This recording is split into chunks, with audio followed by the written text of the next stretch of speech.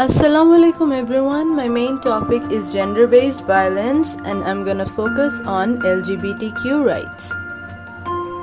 Starting off with gender and sex, gender is used to describe the characteristics of women and men that are socially constructed, while sex refers to those that are biologically determined. People are born female or male but learn to be girls and boys who grow into women and men.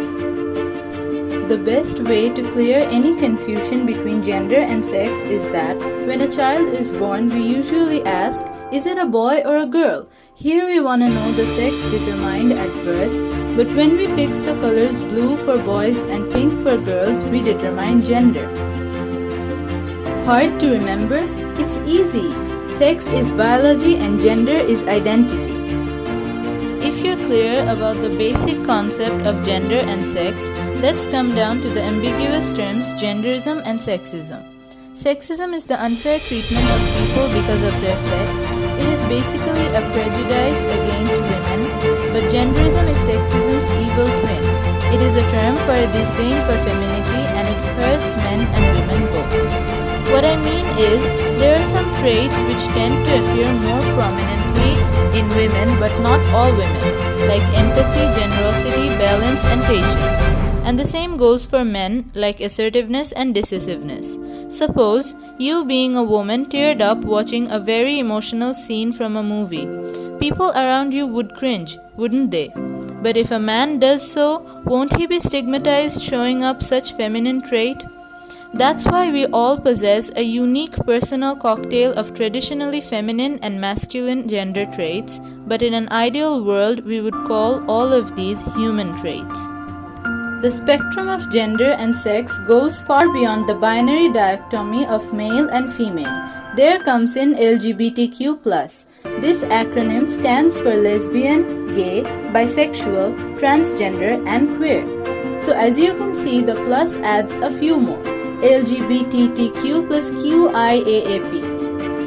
So it stands as lesbian, gay, bisexual, transgender, transsexual, queer, questioning, intersex, allies, asexual, pansexual. These terms are used to describe a person's sexual orientation or gender identity. What comes around in case of sexual orientation is a person's physical, emotional, or romantic attraction to another person, whereas how a person communicates through dress, behavior, voice, or body characteristics is their gender expression. Till this, the very basic question to pop up in any of your minds is that, actually how do people become of a different sexual orientation out of the binary dichotomy? It's not completely known why someone might be lesbian, gay, straight or bisexual. Researches show that it is caused partly by biological factors because remember, sex is biology. Hormone levels, genetic disorder or any biological factor affecting pregnancy can cause abnormal sexual orientation such as Klinefelter syndrome or chromosomal disorders. Again, disruption or abnormal development of male or female genitalia results a person to be intersex or transgender. Particularly, this arena of topic is so complex that it is not yet possible to get any accurate information. Thus, researches vary from one another. But what should matter to us is that no matter a person is LGBT or Q, the fact wouldn't change that they are human, right? Now, if they are human beings, they do so deserve equal human rights.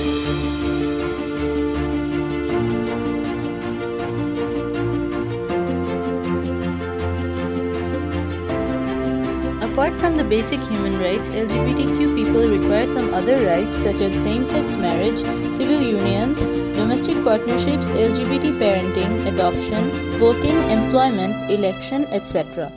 Laws are enforced differently in various countries and regions around the world in this regard. Countries like America, Canada, Australia and many European countries legalize same-sex marriage, although it prevails in Bangladesh as a noteworthy crime under the Penal Code Section 377 and is completely illegal. There is a misconception in many of us that LGBT is a modern notion, but the LGBT movements dated back to 1960s and 70s clearly depict that this has been in the world since long. Even in the 20th century, the Stonewall Riots 1969 sparked the beginning of gay rights movement in America. Now coming back to Bangladesh, our beloved motherland faced LGBT movements in 2010s when the first attempt to legalize homosexuality was taken by publishing the magazine Roop Ban in 2014. Though Bangladesh government turned down legalization of homosexuality many a times when appealed for, third gender people were recognized on 11th November 2013. In the following years, third gender rights have been rarely provided by Bangladesh government. In the recent days, transgenders have been provided with education and employment as well, though by private initiative. Dawatul Quran in Dhaka is the first Tritingo Madrasa, that is, third gender Islamic educational institution established in the early November of 2020. Bangladesh's first transgender TV anchor of Boishakhi TV, Tashnuva Anan Shishir, is another shining example of LGBT rights in Bangladesh. We live in a complicated generation. Every day we have to face many challenges. So how to address if anyone comes out as LGBT or Q? What can be possibly done by us as human beings? Suppose your friend comes to you and says that she's gay from now. What would you do? Would you get her arrested? Punished? Would you oust her from the locality where she lives and stop considering her a social being? No, that's against humanity. LGBTQ plus people will be treated as human beings. They'll be provided every right to lead a proper life.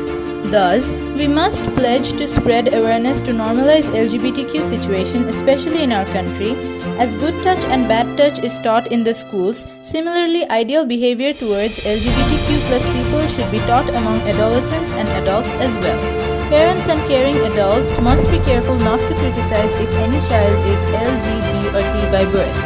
But those among us who provokes others into homosexuality and themselves adopt such vile deeds must be spoken against. We must put forth our hands in taking the oath of humanity and believing that LGBTQ plus are equally human beings. That's all everyone. Thanks for watching.